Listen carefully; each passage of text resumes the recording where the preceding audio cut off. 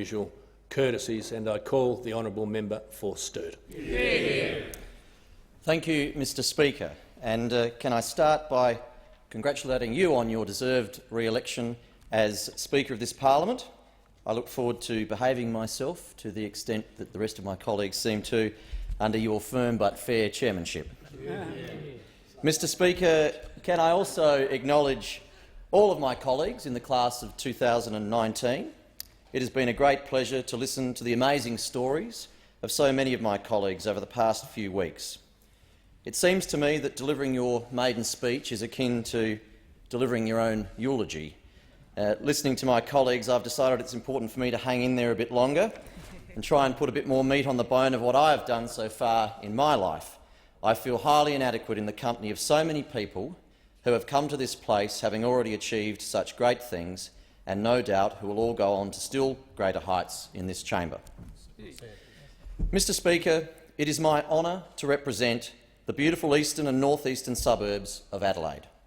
My electorate of Stuart is one of the largest in this chamber, with more than 120,000 constituents, stretching from the tollgate at the South Eastern Freeway to Grand Junction Road. Stuart is the home of the iconic Penfolds McGill estate and the birthplace of their flagship Shiraz, the Penfolds Grange. We have produced 4 Nobel Prize winners, most particularly Lord Howard Florey, who I believe, as the pioneer of the development of penicillin, has made the greatest humanitarian contribution to the world of any Australian in our history. I was pre-selected as the Liberal Party candidate a mere 8 weeks before the May 18 election. This was a short window of time for me to campaign throughout the electorate, but nonetheless it was still enough time for me to deepen the already strong connection I had with this beautiful part of the world. I was born in my electorate 36 years ago, and it is the greatest honour of my life to be able to represent the people of Stuart in the House of Representatives. They have placed their trust in me, and I will ensure that every day, especially those when I am here in this chamber, that I remember and respect the incredible responsibility that I have to serve them and always be motivated to act in their best interests as their Member of Parliament. Mr Speaker, this year marks the 70th anniversary of the creation of the seat of Stuart. I am honoured to become only the 6th person to represent the seat in that 70 years. My immediate predecessor, Christopher Pyne, represented the people of Stuart for a record 26 years. He was the longest-serving non-Labor federal Member of Parliament in South Australian history. This is a record I do not intend to break. Christopher's legacy for his electorate, his state and his nation is of a remarkable scale and longevity.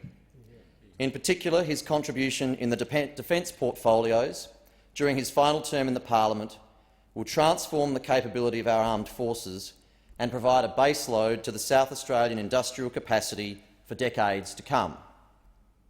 His further legacy, Mr Speaker, whether viewed positively or not by members of this House, is my presence in this chamber today. Christopher Pyne has been a dear friend, mentor and political ally of mine for almost 20 years. I was fortunate to have his strong support for my candidacy to enter the Parliament and succeed him as the member for Stuart. He is here in the gallery today, and I wish to thank him again for his support of me and my career in the past and hopefully also into the future. Mr Speaker, becoming a member of this Parliament represents the 3rd major career change of my adult life. I have been lucky to always commence a new career pathway in unexpected circumstances and with some regret at leaving behind the one before. I spent most of my 20s working for the iconic South Australian merino wool company Michelle. I was the commercial manager and subsequently general manager of the textile division, and spent many years travelling throughout the world marketing Australian merino wool to textile companies and fashion houses. My customer base was in Europe and North America, and my supply chain stretched through Asia, Africa and the South Pacific. My time working in the commodity textiles sector was transformative for my commercial acumen, but particularly for my understanding and appreciation of the fact that we produce some of the highest quality primary products in the world, and that exports underpin the capacity of our nation of 25 million people to continue to grow our wealth and living standards to the benefit of all Australians. 6 years ago, the now Premier of South Australia, Stephen Marshall, who is also in the gallery today, became leader of the South Australian Liberal Party. He offered me the opportunity to serve as his Chief of Staff, which I accepted with a great enthusiasm to be a part of leading the South Australian team back into government after a prolonged period in opposition. Mr Speaker, the pathway back to government took a little longer than either of us planned, but in March last year I was honoured to play my part in the Liberal Party's successful campaign that saw Stephen Marshall become Premier and the Liberal Party returned to government after 16 years of Labor rule. South Australia now has a precious opportunity that is rare in our history. We have two Liberal governments at the state and federal level, neither of which face an election for almost 3 years. The last time this occurred was in the late 1990s. This presents a phenomenal opportunity for reformist policymaking. We all know that complex problems and opportunities are difficult to pursue when one eye is firmly on the ballot box. Some reforms take time to demonstrate their full value to the people, particularly when up against the modern 24-hour news cycle. I am excited for the opportunities for my state that will be possible with the Marshall and Morrison governments working together to drive the prosperity of my state and fully exploit the opportunities we have underpinned by recent decisions around naval shipbuilding, the National Space Agency, our City deal and the massive co-investment in skills, training and apprenticeships for the jobs of the future. This can be a golden era, and I will ensure that I play my part so that we take every opportunity to achieve the full value of what this period can provide. Mr Speaker, I first started following politics in the early days of the Howard government. In particular, as I became more inquisitive about politics, one of the major industrial relations battles of my lifetime was playing out on the Australian waterfront. This was one of the many battles over the decades between a recalcitrant union movement and reformist governments seeking to enhance productivity and thus prosperity for our economy. The Labor movement have succeeded in achieving important reforms in this nation, such as the minimum wage, the 8-hour day and child labour laws. These all date from the 19th century. The role of the union movement in the 20th century deserves close scrutiny and critique. The waterfront battles of the 90s were nasty, but were of course only one of many instances of union warlords seeking to protect their own sinecures and indulgences at the expense of reforms designed to lift workers' wages and the living standards of all Australians. In the early 20th century, elements of the union movement became a bastion of the Communist Party.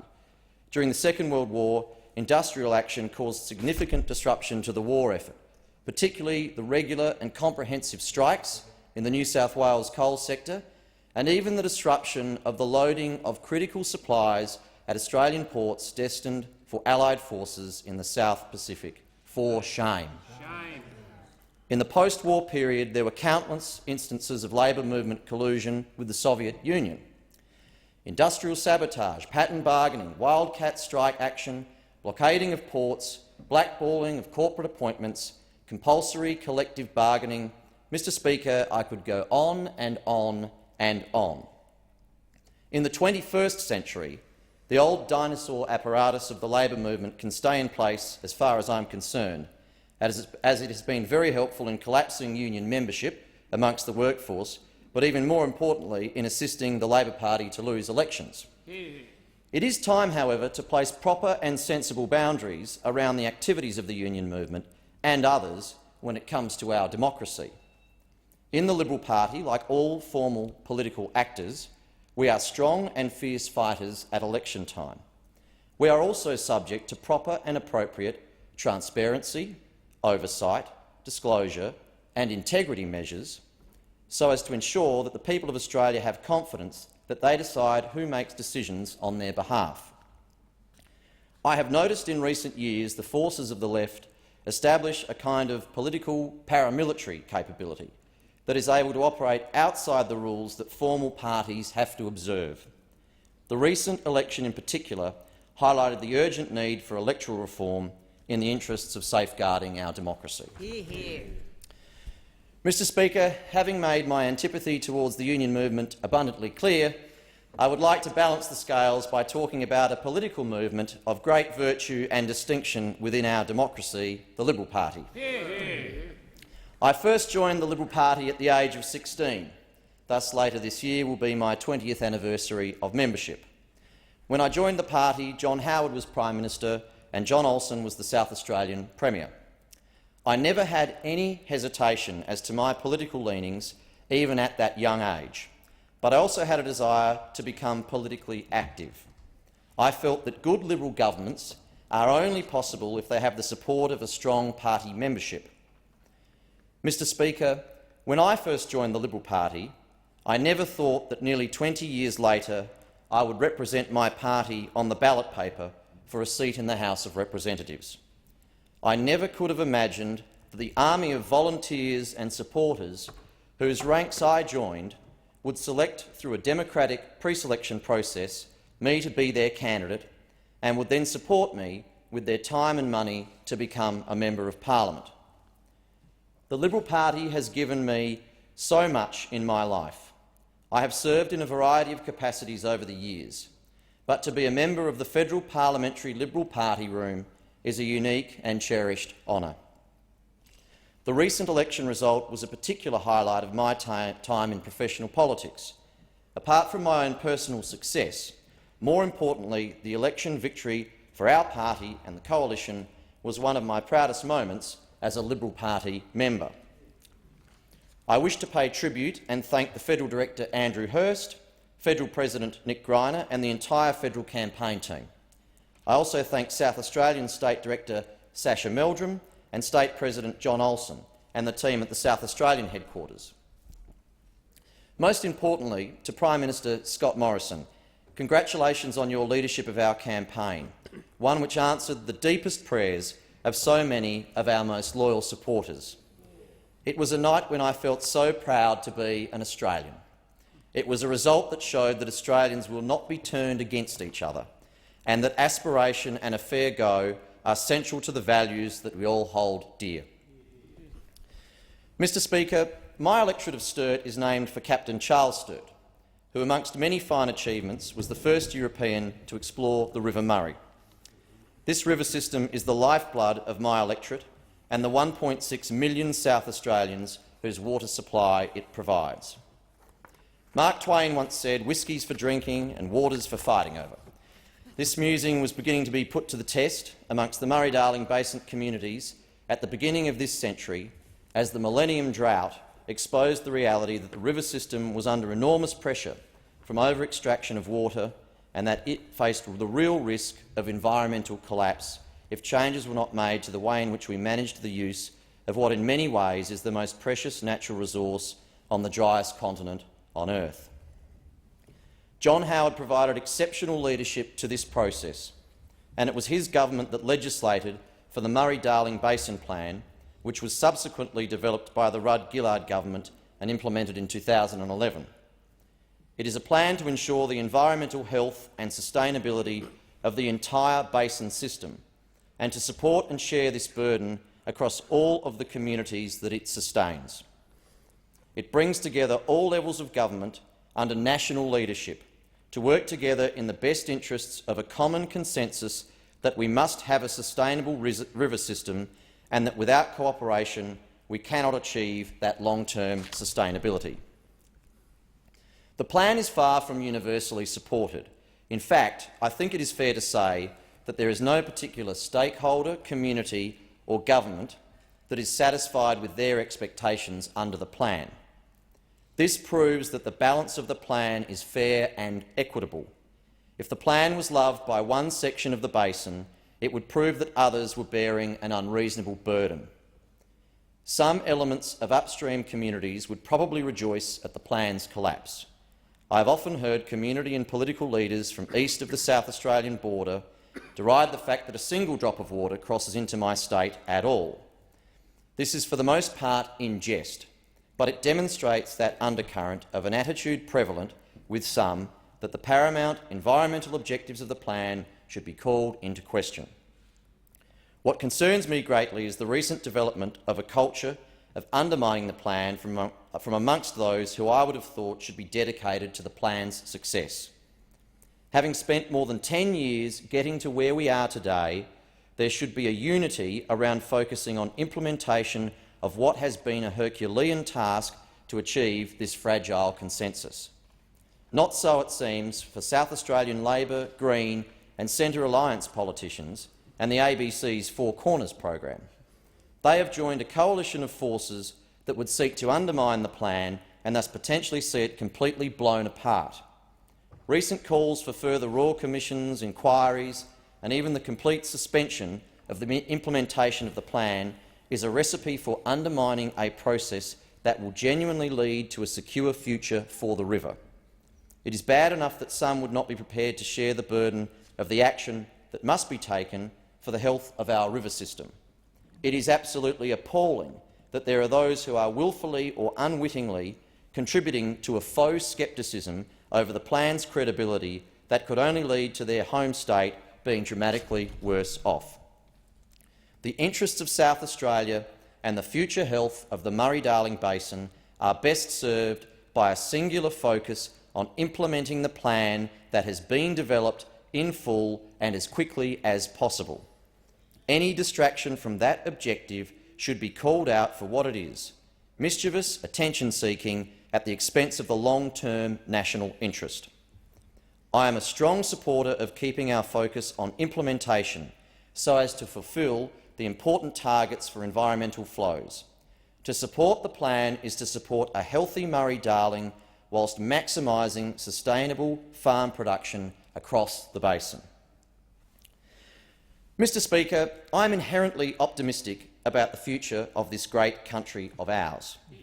We have achieved great things in our past, but I believe the present and our future are filled with promise and should be looked forward to with excitement.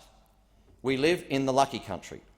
Certainly, when they were handing out continents, not many countries were given one to themselves. There can be a tendency for some to refer to previous periods of national prosperity as if they are glory days that will never be rivalled again. I know there is a view that positive stories don't sell newspapers. Many members of the commentariat seem loath to engage on the fundamental positives about our country. We can always do better, and there are no doubt risks to our current prosperity, such as the election of a Labor government at some point in the future. But fundamentally, we should have great pride in where we are, what we have achieved and what lies ahead. When I was a boy, unemployment, interest rates and inflation were all in double digits. Today, our unemployment rate is 5.2%, which in my undergraduate days was the economic orthodoxy of full employment. We have a healthy trade surplus and are situated in the economic engine room of the planet, with China and India on our doorstep, not to mention the rest of Asia. There was a time when we talked of the tyranny of distance, given our antipodean orientation from the economic markets of the North Atlantic. Now we have what I would describe in the reverse as the opportunity of proximity, thanks to the economic might of our Asian neighbourhood, but more importantly, the fact that geographic vicinity is not the overwhelming factor in trading opportunities that it once was. Mr Speaker, later this year, the United Kingdom is due to depart the European Common Market, which they joined as the European Economic Community in 1973. This, I firmly believe, will be Australia's Berlin Wall moment, where our greatest historical economic partner, that has been closed off from us for more than 40 years, will suddenly be free to once again engage in a deep economic and trading relationship with us in a comprehensive way. The United Kingdom is a first world country, double the economic size of Australia. We share deep cultural, legal and consumption similarities. Australia also has an enormous capacity to compete with a vast array of Britain's imports from Europe of commodities, produce, manufactured goods and services that have had an appalling protectionist advantage over us for so many decades. I see an independent trading relationship with the UK, free from Europe's nasty chokehold, as one of the great economic opportunities for our country in my lifetime. It also presents an even greater opportunity for us to seriously consider how the Commonwealth of Nations can be used much more effectively as a vehicle to deepen our economic and trade ties.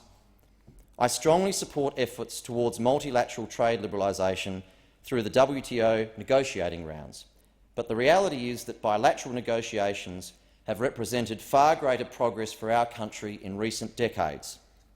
Brexit allows us to breathe new life into the Commonwealth and presents a further opportunity for our country to open up new markets to drive the long, sustained economic prosperity of this country that I am confident will continue for a long time into the future.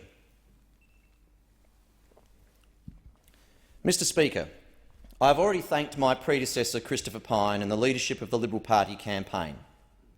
I wish to also thank my unbelievably dedicated army of volunteers in the Stuart campaign, numbering at nearly 500 people.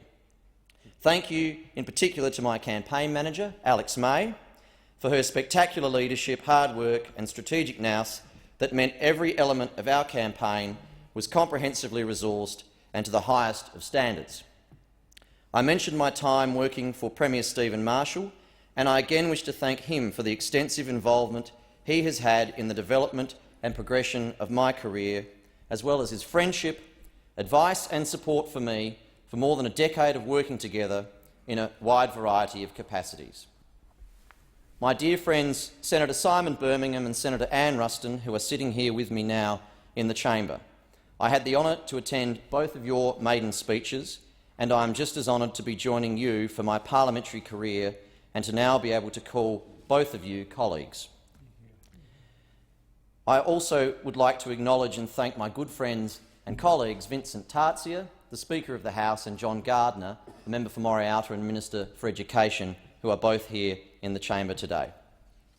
Mr Speaker, lastly I wish to thank my parents, Richard and Penny, and my sister Kate for their support to me, not just during my campaign for Parliament, but throughout my entire life. Kate and I were so fortunate to have had the happiest of childhoods.